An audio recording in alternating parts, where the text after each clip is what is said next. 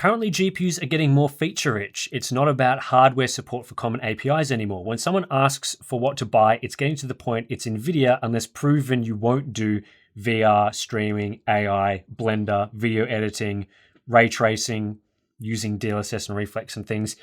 Isn't this getting a bit hilarious for AMD? You sort of have to go through a checklist of things you won't be able to do and verify you will never do those things. I think some of that's true. I mean, VR I have no idea about because we're not interested in VR at all. Streaming, I've definitely done some streaming on a 7900 XTX and found it as good as the RTX 4090. In some ways it was more stable with AV1 anyway. So not sure about the streaming one. That's not something we're like, I don't know, experts in, for lack of a better term. We don't spend a lot of time testing and comparing, but the streaming I've done with RDNA 3 was really impressive with AV1. But maybe there's stuff there that we're not aware of. AI, it's like, yeah, okay, Blender, yeah. For some video editing, I guess. I mean, we use Adobe Premiere and we actually use Radeon GPUs exclusively for that. I use a GeForce GPU. Well, Balin and I use it. Really. I've tried both and we've not really found any performance differences with stuff like warp stabilization or encoding or just scrubbing through the timeline. All seems about the same, but we don't use the GeForce GPUs because we constantly run into problems with multiple monitors, with like monitors flickering or dropping out. I don't know why that problem still persists with RTX 4090s, but Radeon GPUs are flawless in that regard. So we've definitely had a better experience there with the Radeon GPU. So there are some things that they're definitely better at. Playing RT, it's like, yeah, okay, well, yeah. I feel like this list is a lot of like, when you read the list, right, of all these features that NVIDIA does better, it's a long list. There's a lot of things, right?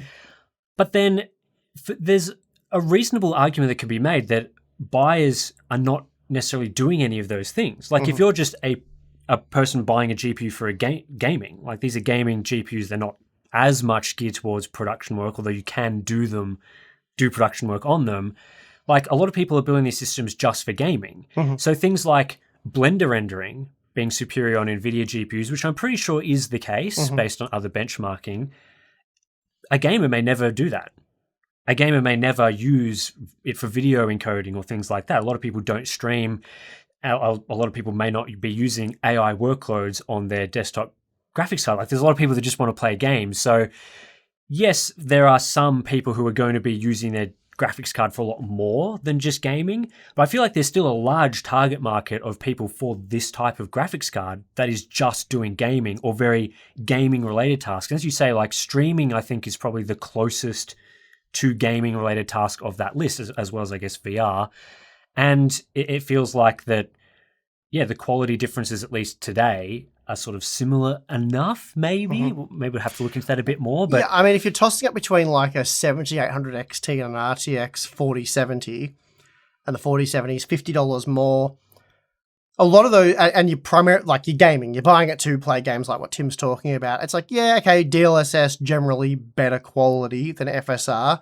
How big that gap is and how much you should weigh on it, hard to say. And then ray tracing, frame generation as well. Let's throw that in there. Like this is why reviewing graphics cards today is so difficult, because if you're predominantly playing multiplayer games, you play Apex Legends, Call of Duty, maybe Fortnite, any other of the thousands of multiplayer games I could list, you're definitely not caring about ray tracing at all, because you just shouldn't, or unlikely to be playing with ray tracing enabled in like Fortnite, for example. You're not playing the game to win. If you've got ray tracing enabled, that's going to do you no favors whatsoever. Frame generation is absolutely, completely useless for those games. I don't think that's really up for debate. So those features are kind of, for all the people that mostly play multiplayer games, those features are now sort of null and void. And then it comes down to which ones offer the best rasterization performance. But again, like Fortnite, Radeon GPUs aren't always the best there. Some updates do break performance, create a lot of stuttering. GeForce GPUs are definitely a safer bet if you're playing like Fortnite. But then if you're playing Call of Duty, for example, maybe Radeon GPUs, they do generally offer a lot more performance. So it does come down to the games you play, the type of, the style of games and all that sort of stuff. So it's difficult. But yes, Nvidia has a big advantage in terms of features. I think it's like overall. I think it shows like how I guess maybe a decade ago you could go with a more one-size-fits-all conclusion to a GPU review where we're largely just talking about rasterization performance. So the faster card becomes the obvious choice. Whereas today there are so many different factors that go into it. So I think, someone who's reviewing a GPU that sort of says something like, you have to buy a GeForce GPU because it's better at ray tracing, there are buyers out there where that is not going to apply to them. A lot of buyers. There's going to be the exact same thing where if you said, well, a GeForce GPU is better at blender rendering and video encoding or something, there's going to be a whole section of buyers where that doesn't apply to them. So it becomes... That's why I guess your conclusions and your reviews are so long so now. hard now. You're talking about rasterization performance, ray tracing performance, features. We don't really cover the workstation side of things as much, so that's more of like another reviewer is going to dive more into how does it go for Blender and AI workloads and things like that. But for example, if I was buying a GPU, I would not be factoring in Blender rendering or AI encoding or streaming. Streaming, I don't stream at all. I'm not super interested in multiplayer gaming, so I would be more highly prioritizing ray tracing and DLSS quality and those sorts of things. But that also depends on the price range. It does. If you're buying an price. RTX 4060, how much do you care about ray tracing? Yeah, not as much. Like, probably not at all. And DLSS is less, the quality, the range of qualities for DLSS at 1080p is a lot less large as you would get at 4K, but the performance mode at 4K is a lot more usable than at 1080p. So, it becomes this, I guess, reviews have to become this thing where we're giving you all the information, and then ultimately you need to decide which of the features are things that you're going to be using and then weight that appropriately. We're always going to give our opinion on things like our use cases.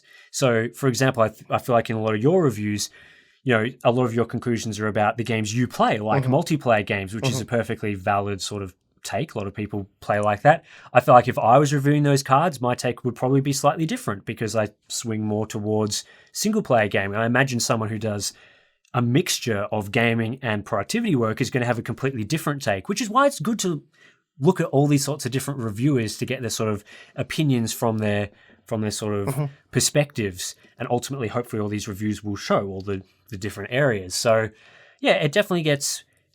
It's definitely difficult, and you could definitely make the case that if you want the most feature-rich GPU, that it's hard to go past a GeForce GPU, but then again, some people may not value those features. So, in any case, though, it's why we've said that there's a penalty for AMD there. Like, they can't be close to Nvidia for similar performing, like similar rasterization performance.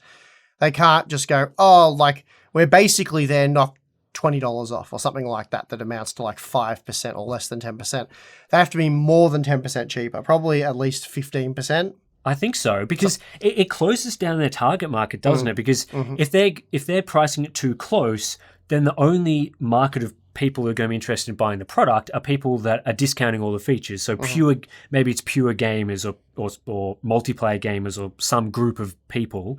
Whereas the lower they go on pricing, the more the people who are interested in those features are going to start tossing up, like, do they value and pricing over the feature set? And I feel like, again, a lot of Radeon GPUs haven't necessarily made that decision as difficult as it needs to be. Yeah. Like, they need to be getting into people's minds, like, you should be tossing up between this versus this based on all these features, whereas the current pricing is sort of like, well, it's 10% more to go Nvidia. Nvidia offers this long list of things that they do, so it becomes the obvious choice.